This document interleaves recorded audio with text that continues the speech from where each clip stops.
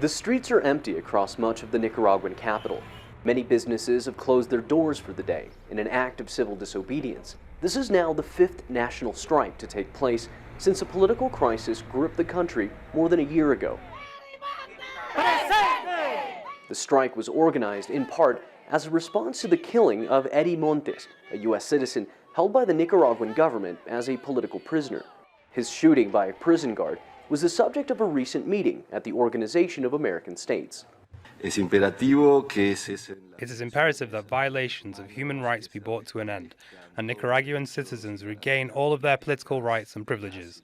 Also, that all political prisoners be released. It is of maximum priority that a clear and forthcoming investigation be launched into the death of Eddie Montes.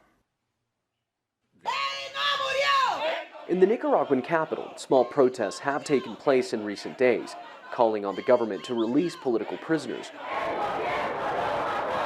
But it remains illegal to demonstrate publicly against the government of Daniel Ortega. Instead, those in the political opposition are calling for alternative forms of dissent. This national strike is a legitimate form of peaceful and civic protest, and is a way for us to show our support and solidarity towards those who suffer.